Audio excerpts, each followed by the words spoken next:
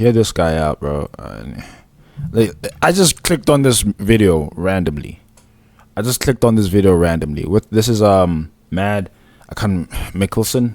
Mad Mickelson. I don't know. Can't remember his full name. Mickelson though. I think it's Mickelson. I just read from the hashtag there. Oh yeah. Cool guy.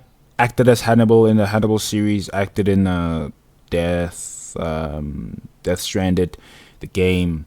Acted in a whole bunch of movies where he was the bad guy. Where there's a lot of famous movies where he acted on, and just people loved his character. They loved his the actor's energy, the kind of energy he brings, and he's a good looking dude. He's a good looking old man, but he's a cool guy. But one of the coolest things about him is that he's a smoker. I don't advise people to smoke at all, and I think he would do the same thing too. But he's a smoker, and he's a cool smoker.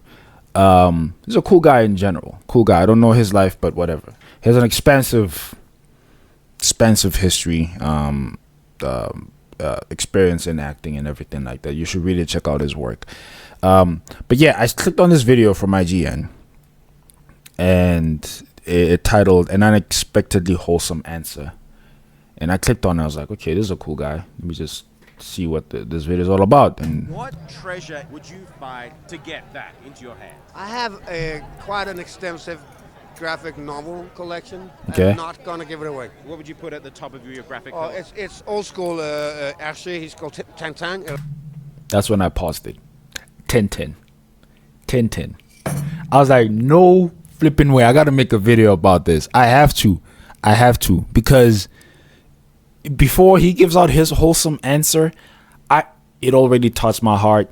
It already did, because wow, I have my own wholesome history behind Tintin. Like these comic books, as you see them, like all four of them, especially the one at the back. No, especially the black one where Tintin is wearing like a space outfit. Bro, that was the collection my father had around where he used to live, because that's where majority of my life I lived where my father lived, where his home, that's where we all lived. But you would then discover these things in the house, hidden in the house and everything. And it's not even that I discovered it was just around at the time, but it's just so old and everything. It was those comic books, the Tintin comic books, bro. Like, they were funny. They were one of those things that actually made me realize I have so much in common with my father. Like, I am my father's son. Like, I just read them and I enjoyed them, and my father loved them. He laughed at them because they were funny, bro. Especially the fucking blind, the blind old nigga who can't hear. Like, every single time you try to tell him something, he can't hear a single thing. Okay, my father won't like it if I swear a lot. I'm so sorry, but like, just this is so beautiful, man. All those comic books I found in the house, bro. I was like, what the hell, bro? These are so funny. Like, this is when I loved comic books. Sometimes there's so much within you. There's so much history within yourself. There's so many reasons why you love certain things in life. And sometimes even the typical reason that you might have goes just deeper, a little bit more deeper than you would have thought. Like, it's not just that you love to do something. It's because there's a reason behind it. There's a deeper reason behind it. When you were a kid, this is what you used to do. This is how you saw things. This is what you consumed. This is what piqued your interest. This is why it piqued your interest, and all those things. And Tintin is one of those ones that just, like, I am so lucky. And I don't know if kids nowadays have, I hope they do have this kind of experience. Like, because I feel like there's almost nothing special, but that's only because I'm an adult and I know most animation and everything is not unique to me. But I hope that kids, first of all, find, out of the content that we have and produce nowadays in the world, I hope they find the authentic content. And I hope it actually like, strikes deep into their hearts and builds this interest in hobbies, in fucking careers, and interests such as animation, gaming, just anything around writing, anything around acting, anything around drama, making stuff, whatever. Even if it's finance, even if it's science. I just hope you find, amongst all of the fake content that we have, amongst all of the bravado, amongst all of the people who are trying to be big by just becoming, I don't know, blabbering everything. I hope you find gems within the mud. I hope you find silver linings, little bits. There's only a few authentic things in the world today, because there's so many fake things around. Everything, there's fake things around us. Everything is fake. I hope you find authenticity amongst all of these things, and then I hope it builds you, man. I just hope it builds you into becoming this person who's interested in, who's gonna give us the most genuine, the most genuine outcome, whether it be just you saying something, whether it just be you creating something, whether it's just be you participating in something. I hope that's what happens, because I still don't know till this day, what am I supposed to do with my life? What am I supposed to create? I have no idea. But these are the things that built me. These are the things that I remember from my childhood. These are the things that just built this deep, like, there's a reason why I can't let go. There's a reason why I can't let go. I just cannot let go. Like, no matter how tough things become, like, oh, I gotta get a job, I gotta become successful, so I gotta look at things that actually make people successful, and not try to lean on a dream or anything like that, or lean on my passions or on my interests and everything, or on things that actually make me like, bro, I could take a whole day reading Tintin. That's just how but yeah, let's hear the rest of his answer. Hello, Tintin. Some first editions of that I just cherish. What treasure would you find to get that?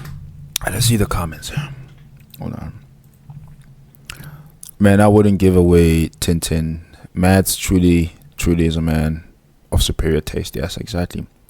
You can tell by that answer that he's a middle-aged Scandinavian. Bro, I'm a middle-aged Scandinavian, bro.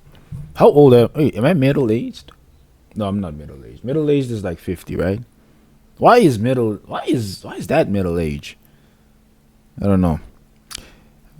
Well, his acting voice is so drastically different from real life. His acting voice is drastically different. I mean, he sounds like himself.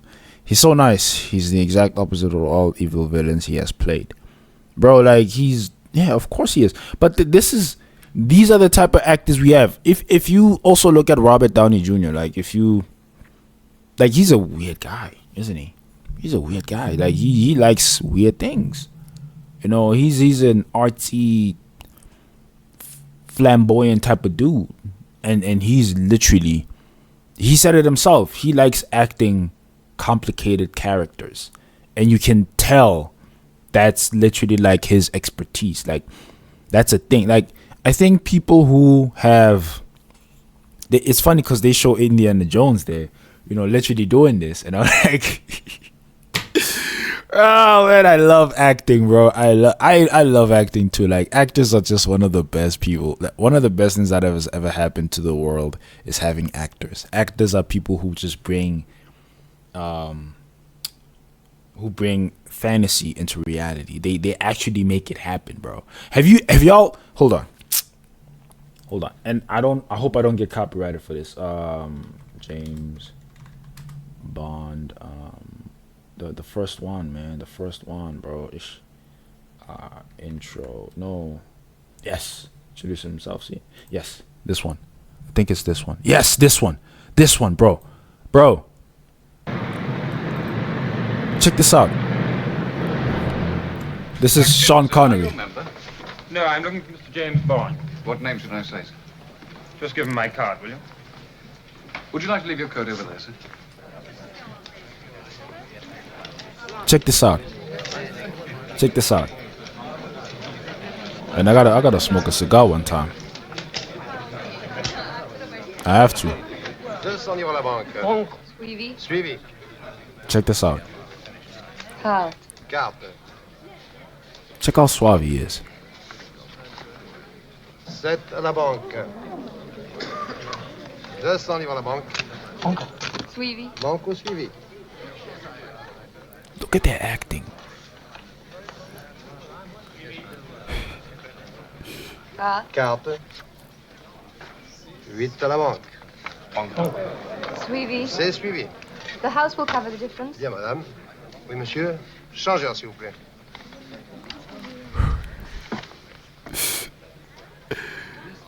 Carte. Carte. 9 à la banque. I need Carte. another 1,000. I admire your courage, Miss, Trench. Sylvia Trench. I admire your luck, Mr. Bond. James Bond. Mr. Bond, I suppose you wouldn't care to, raise the limit? I have no objections. C'est pas possible, madame. C'est illégal, monsieur. No. C'est suivi, monsieur.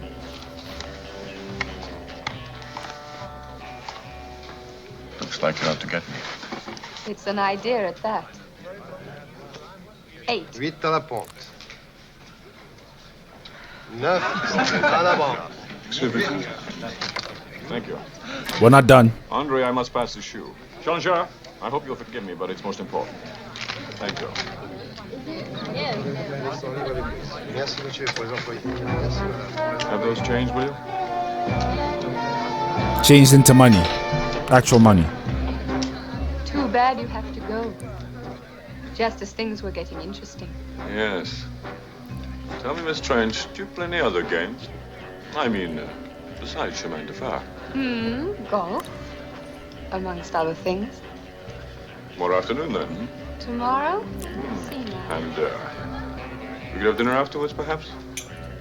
Sounds tempting. May I, let you know in the morning? Splendid. My number's on the card.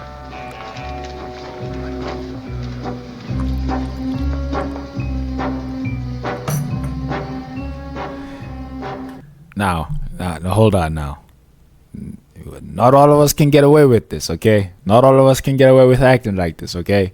Just want to put that out there. But I just wanted to show you how literally acting acting just does this thing, right? And these people are not like this in real life.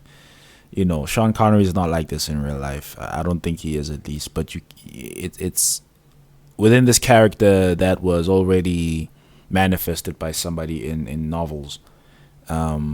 You have actors who can take that, and obviously alongside with script writers and people who are heavily involved in the movie making itself. But then you have the face of it all, and it's not just the face, but it's the person who actually has to take whatever has been constructed, whatever has been, whatever plan has been cooked up. They have to actually implement that plan now, and it's all on them. The camera, of course, is there as well. The camera plays a huge role in all this stuff. The supporting actors play a huge role in making your character look like the character in which we intend him to look like. There's building blocks to this. But we gotta give credit to the main character, the main actor. We gotta give credit to the protagonist.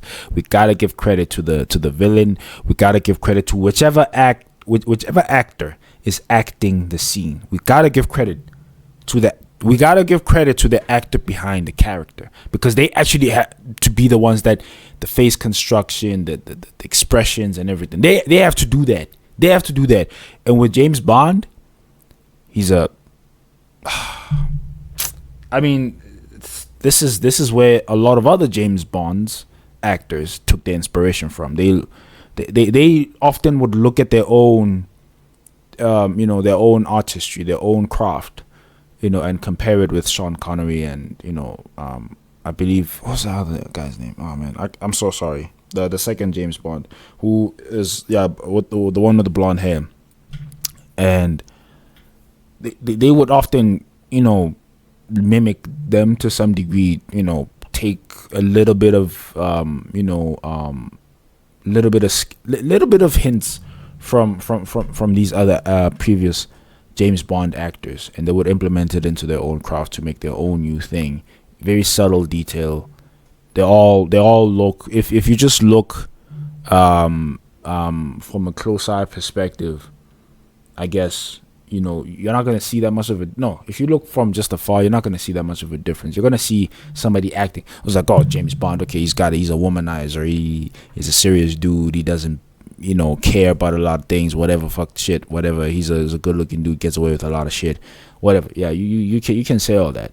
But if you look closely, if you just look closely, bro, you can see the subtle details.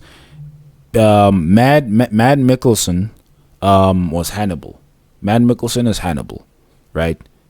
In the Hannibal series, he's very different from the Hannibal which we know from the one acted by Anthony Hopkins in the movies, in the Hannibal movies. The ones where I think, for me, that those are the ones that made Hannibal popular. I didn't even watch those movies because, quite frankly, I was scared. But now thinking about it, I'm like, it's not really that scary. Like, compared to actual demons in movies out here, it's not that scary.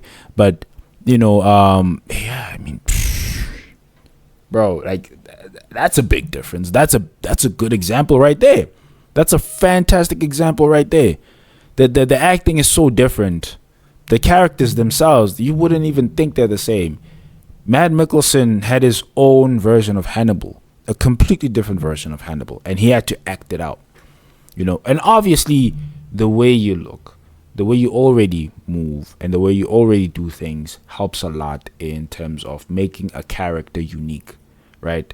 And making it easier, not even making it unique, but unique towards yourself, unique compared to the rest of the people, because it's the uniqueness in which comes from you. It doesn't really come from the character themselves that is written on the books. It comes from you. It's like the character's right there. We know he's a killer. We know he's a murderer. We know James Bond is an assassin. We know he's a spy, English government spy. We all know that. But if you bring yourself into the character, then it becomes a complete, almost like a completely different thing. Almost like, it's such a good thing when you can compare the actor to the character. It's like, wow, he's not really that different from the character, like in terms of the way he does things, the way he speaks, the way he acts, the way he touches himself, the way he moves, expressions, all those things. He's not that different, but but he's the character. This is what I know the character to be. Like, he's not the character. He's not the villain. He's not the hero. He's not this big bad guy. But but you can see how he is. But I feel like I know him because I've seen him. I've seen his work. And that's why I love acting, because you actually have to be yourself in the midst of this pretending, this game of pretending. Like, sometimes I feel like that when I go and talk to people randomly. I feel like I have a chance, an opportunity for me to, be more of myself, but, be more of my character as well. I also have a character that I think I am, or that I think I can play.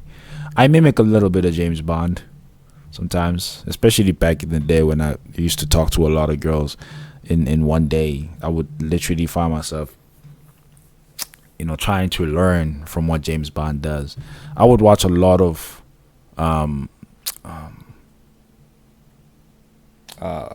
Daniel Craig's James Bond movies. Subtlety right there. I mean, not too subtle, but the nigga is just so good at this shit, man. I mean, looks help, but like being cool, man, you gotta learn how to be cool, bro. You gotta learn how to be cool. And I'm far from cool. Y'all can see how I am right now. I'm far from cool, but I learned a couple of things that I implemented to my own character, from James Bond himself, so yeah, man. And even Joker, Y'all hated the Joker from Suicide Squad.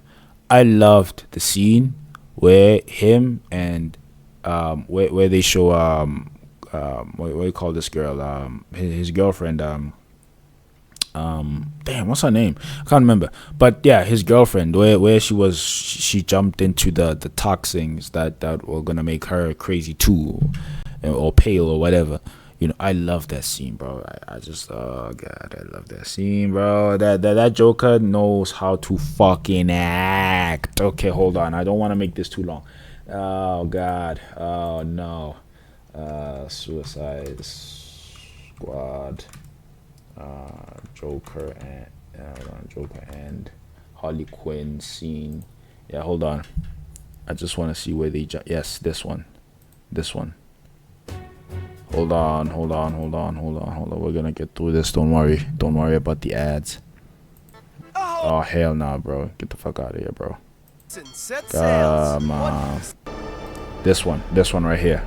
Check this out for a second, right? Just stay with me for a second. Question. Would you die for me? Yes. That's too easy. Would you live for me? I was lost there, right there. Yes. Careful. Do not say this oath thoughtlessly. Desire becomes surrender. Surrender becomes power. You want this? I do. Say it. Say it. Pretty. Please. God, you're so good. So good. Look at him at the background there.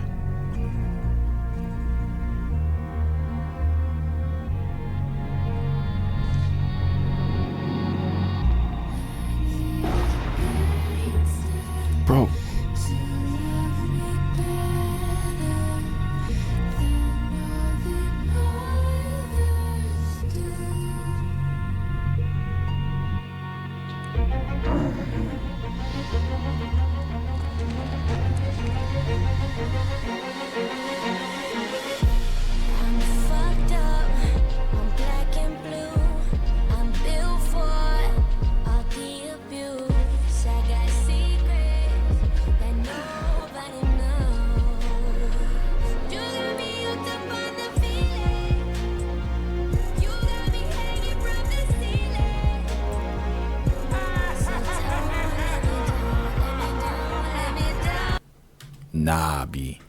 Nah, B. Am I the only one? No way. If you pay attention to the lines, you would understand what Joker meant when he said, "You would live for me because dying for somebody is nothing compared to living for them, to make them the purpose of your life." He was looking at, she really jumped. The scene is 99% better than the whole movie. Okay, we agree on that. It's the way he extended his neck before turning around and smoothly but violently taking off his jacket. But okay, I don't know about it's not that crazy. That scene is not that crazy. The way he takes off his jacket though. Okay, the first time I saw it, I thought he does love her. He jumped her after all. He just won't admit it. Thanks to life and its harsh lessons, I've come to understand that he jumps not because of love, but because of ego. He has a hard time letting go of someone who adores him so much, so devoted and admiring him. Okay, admiring of him, he is not jumping to save her life. He is jumping to save what she represents. Love to himself. Ooh. Okay. I didn't grab it in the beginning there, but towards the end, it's like, okay, he's jumping to save what she represents. Love to himself. Like, wow. Because when I saw that jump, I was like, okay, I'm getting lost. I wanted to see people appreciate the subtleties behind these little things. And bro, listen, okay, hold on. I gotta go back to Question. Okay, this part you would think to yourself, okay, he's just overreacting he's doing too much of this Joker character thing. The actor. Okay. Then the touch. Would you die for me? This. Yes. That's too easy. Will you? Okay. You see, from there, you would feel like, he's doing a little bit too much. But then this is the part where you get a little bit confused. This part, for me at least. Will you? Will you?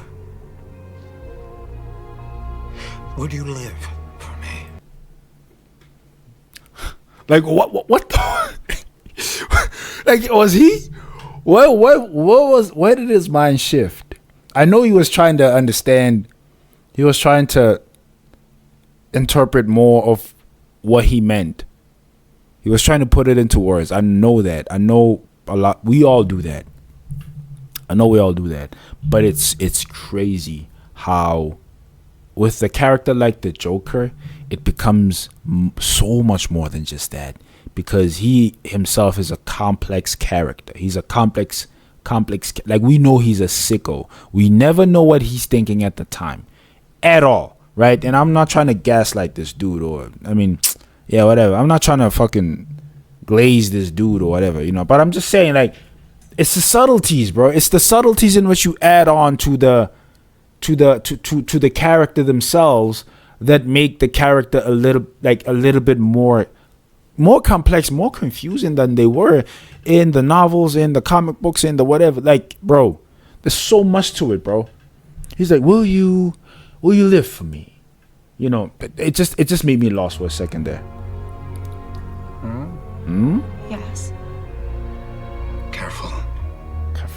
Do not say this oath. Careful. Do not say this oath. He doesn't even look away the way I did. He looks directly in her eyes. He's like, careful. Do not say this oath. Bro, he just... Why are you shouting? Why? Let me tell you why. Okay, I don't know why, but it's a big deal. Whatever's happening with her may not seem like a fucking big deal, but we're here in an abandoned warehouse where there's chemicals and shit. Nobody's here. If they were here, we chased them out. But we have this whole empty building to ourselves that seemed abandoned. That seemed like it's a fucking normal. Like, we don't need to be here. We're not making money out of this. We're not doing anything progressive here. We're not making anything. We're not being productive right now. What are we doing here? But it's a big deal. You don't get it. And what makes it even more clear is he literally just said it's an oath. Like, why? An oath? It's an oath? We live in, when was this movie made? We live in it doesn't matter. We live in the 20th century. We're not in the 1800s. We're not in the 1700s where, you know, oaths were actually taken seriously, where people's vows were taken for life. Like, we don't live in that time. We live in the 20th century. Like, we live in a free world. But we're out here making oaths. And the craziest thing is, some people actually take them seriously. Thoughtlessly. Desire becomes surrender. Surrender becomes power. Desire becomes surrender. Surrender becomes power. I like. Okay, it's not about the lines really. It's about the acting. He puts his hand on her mouth, and you can see this. I don't know who came up with that idea. The tattoo of the smile on his hand, absolutely amazing, absolutely gorgeous of an idea. Like, it just adds on to just him simply touching her mouth like this. This tattoo is meant specifically, if you ever have a permanent tattoo like this, first of all, it's meant to specifically do that to people. That's it. That's the only purpose of that kind of tattoo. Or at least, other than looking cool, the only other purpose is for it to do this, for you to actually do this, to look cool when you do this. Whoever came up with that idea just added on to the motherfucking character. just added on. Whoever drew that that tattoo added on to the character, and like it also speaks to the beginning. It's not just about the actor themselves. It's about the whole scene, and these scenes are made by people. These scenes are made by people, and obviously, I mean, for God's sakes, we gotta give credit to the actress who acts as Harley Quinn. Is it Ra? Is it Ra? Robert? No, Robert. Fuck, I don't know. I can't remember. She's attractive though. You want this? I do. Say it. Say it. Say it. Say it. Say it. Pretty, pretty, pretty, pretty, pretty, pretty, pretty. Please. God, you're so good. God, you're so good. Oh. Yeah, have y'all? I don't mean to make this explicit. Y'all been intimate before. Intimacy, in the heat of it, is one of those things that bring out your baser reactions, your more instinctive, base, natural reactions, animalistic reactions. Because what's happening to your body, even if you can even use this or put this in. You can apply this in every other scenario where something happens to you and you react to it, naturally speaking, But with intimacy, with pain, you have these reactions that just they literally just like you don't care at the time how you look like. If you do care, you realize a second later after you've done the thing. After you've acted that was like, oh, my face. I wasn't paying attention to how my face looks like, type shit. If you're tired, you don't really pay attention to how your face looks like. If you are going through pain, you don't care how you look like. You are going through pain. Your reactions are just so raw and natural. Think about how you have to just apply that into action, into a movie, into acting.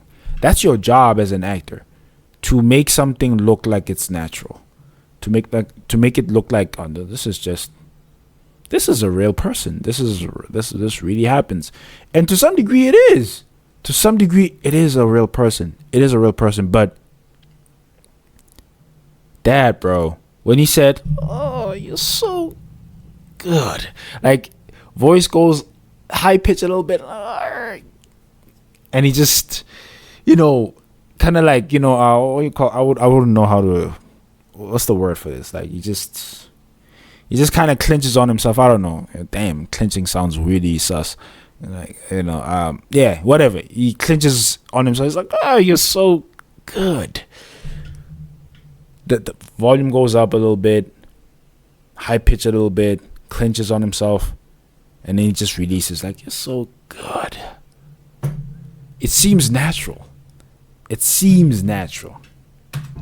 That's a powerful thing, bro. Then this part, I like this part. I don't know why I like this part. Bro, it's in his reactions from the background, bro. Him expecting her to jump and shit. It's like you just, hold on. Bro, he just like, he's looking at her and then he's like, no, okay, he's not really like, I don't know, like this comment that said he was looking at her, she really jumped. No, he wasn't doing that. I don't think he was looking at her like that. I think the Joker is the type of person that takes action regardless of whatever consequences come about it, right? I don't think he knew, first of all, that she would survive that fall. I think anything could have happened. She could have easily died. At least that's what I would like to think. I would like to think that the Joker is the type of character who doesn't care about Harley Quinn if she lives or dies.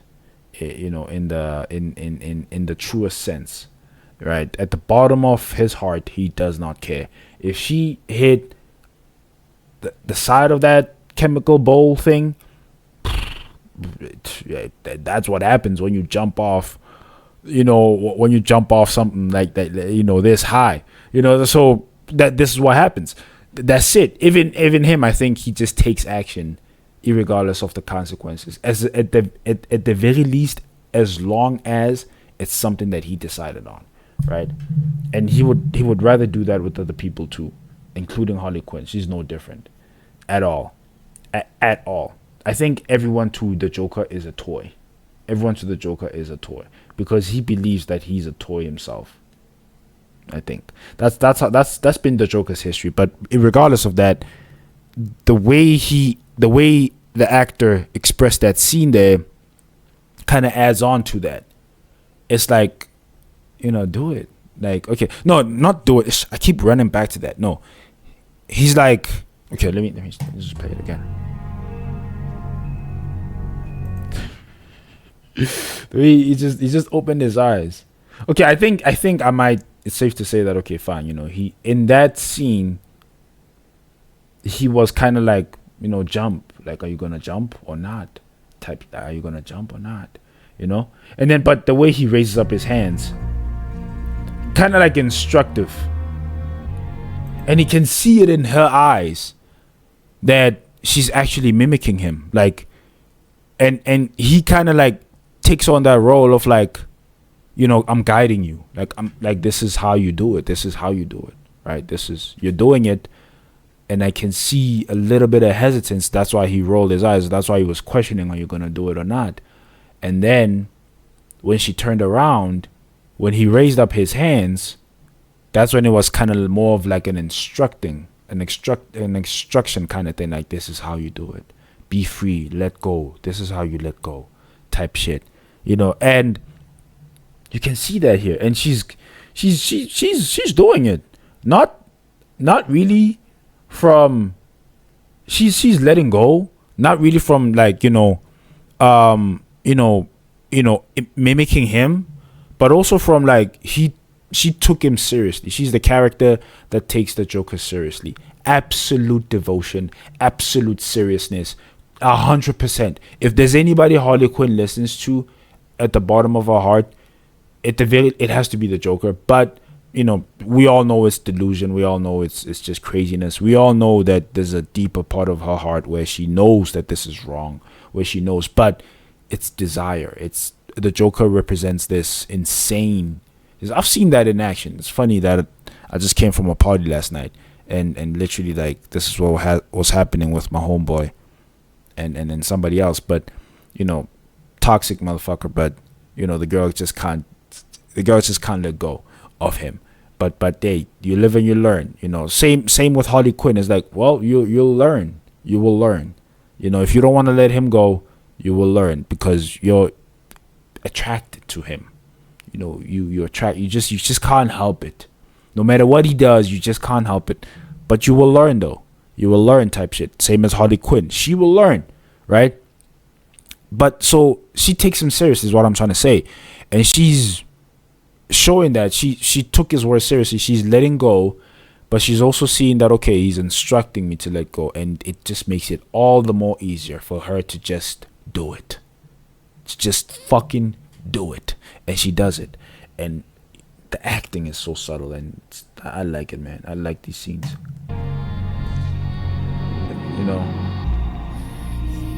She's absolutely just, and you can see that he jumped. Not really a big fan of this scene, by the way, but I like this part at least. The first part, not. Yeah. I mean, okay. Sorry to cut that off. It's just, I like as he walks off. He's a big dude. I think he's a big dude, a little bit average, whatever. Dude. He got a big ass. He works out and shit like that. The actor. So he that's why he looks buff here and everything.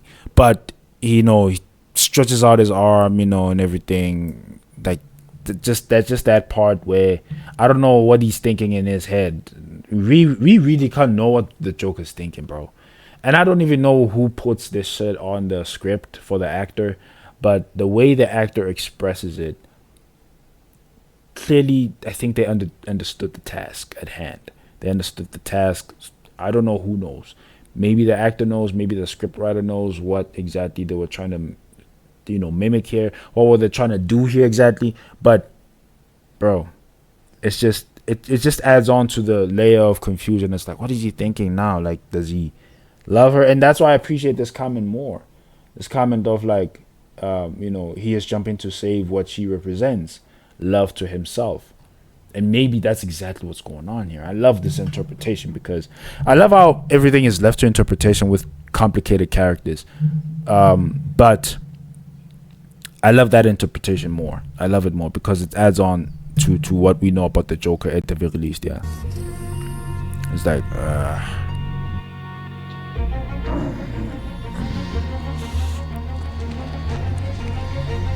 I like that shit, man. Oh, is it CGI?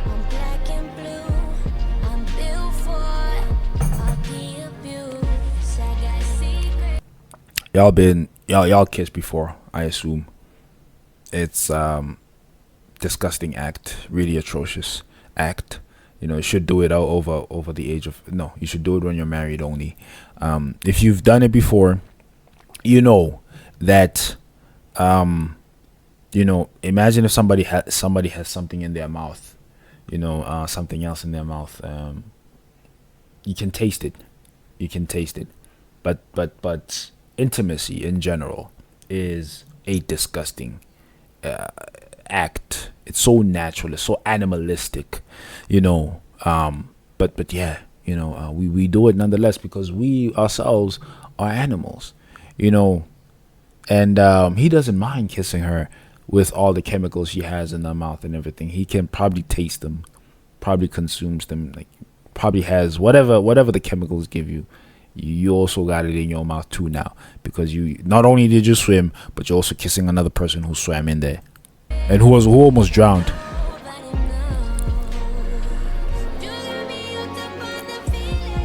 Then they start passionately kissing a little bit. Then he laughs. Now, this whole scene was constructed. But can you imagine what happened after they left? That's just a side note, but that has nothing to do with the acting. But I can probably say a lot more about the laughing as well and everything, which I think that one is, you can give it its props. But I'm just trying to, acting is so.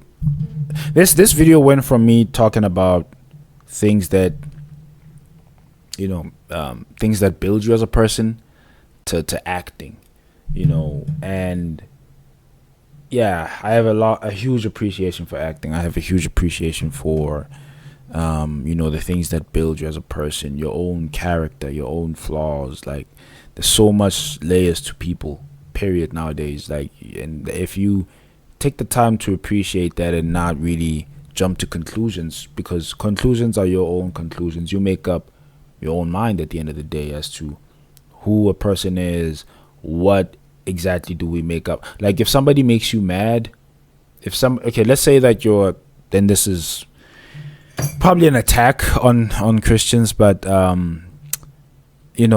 if they typical Christians, to be honest with you, they probably don't even see themselves as sinners, but as soon as they see you acting in a certain way, the way they see you doing certain things or whatever the case may be, they already judge you. Unlike a real Christian who understands that we all do these things. What am I trying to say? I'll come back to this. Hold on. Because I'm not trying to make this into like a hater shit. Yes, don't judge people is what I'm trying to say. Don't conclude on things. If you give yourself the chance to not conclude on something, you'll appreciate complexities and layers to people. You'll understand those things and you'll accept them. But you won't conclude on them, but you will decide on how you operate yourself. And maybe that's where I can get shit confused. It's like, okay, maybe Christians might not judge people. Maybe they might be instead, deciding on like, no, this is what I think now. This is what I decide to think. But we say it's judging because the decisions in which they make, you know, it's just impossible to live by those standards that they set for themselves. You know, if you set those standards for yourself and that's how you choose to see the world, then you are ultimately gonna fall short. Because yeah, and I don't want to make that mistake with people. At the very least, let me just learn the layers and dive deep into them of people instead of just making a conclusive thing, because that just, I mean, come on, things are not black and white. Things are not black and white at all. So you might as well learn, you know, and actors, they have to do that. They have to learn the character. They have to learn exactly what made the character into the way he is today, and they have to interpret that into their own craft. So yeah, man. Okay, my head is getting light. Shit. Oh God, I've been talking so long. That's what I decided to do on a Sunday morning. Anyway, thank you for watching, man. Consider subscribing. I don't know what I do in this channel. I just talk, so